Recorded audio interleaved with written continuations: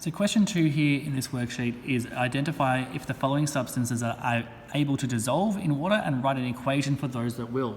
Remember to use superscript and subscript. Obviously this was normally done online, but let's have a look at this. And our first substance is lithium sulfate. Will it dissolve? The first question we have to ask is what type of substance is it?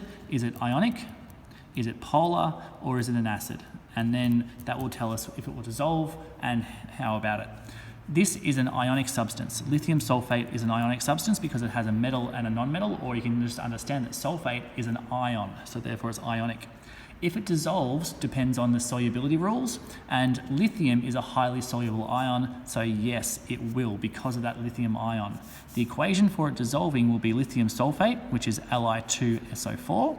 That will be a solid to start off with, and it will form the lithium ion, which is Li positive, plus the sulfate ion, which is SO4 negative.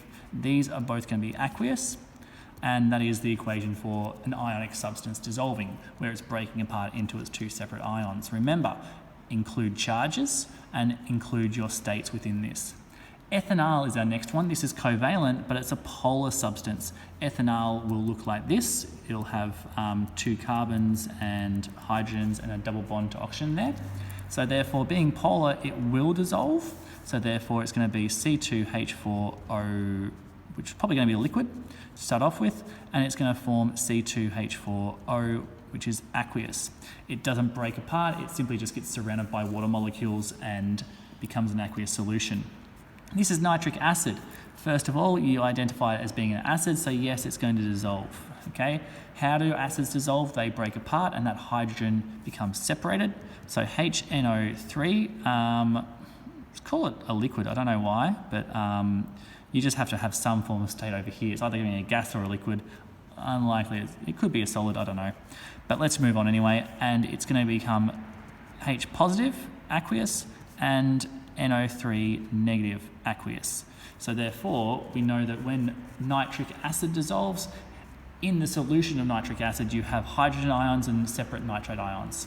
Acids break apart when they dissolve in water.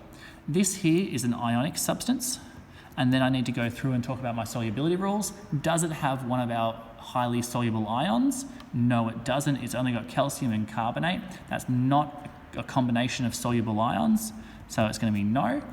This guy here is covalent, but it's going to be non-polar. You know it's non-polar because it's only got carbon and hydrogen present, so therefore it will not dissolve in water. And then I've got ammonium nitrate, NH4NO3.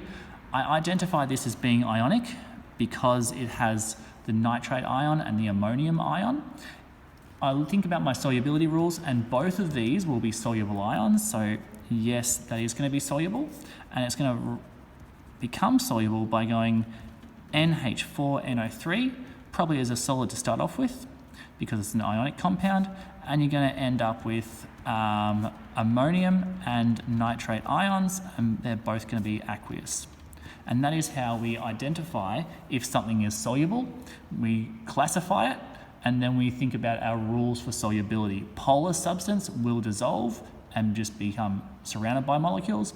Some ionic substances will dissolve and they'll be broken apart. That depends on the solubility rules. Some ionic substances will not dissolve, so therefore we don't need to do anything with that. And carbon and hydrogen by themselves are non-polar, so any non-polar substances, we'll classify them as pretty much insoluble. And that's question 2 done.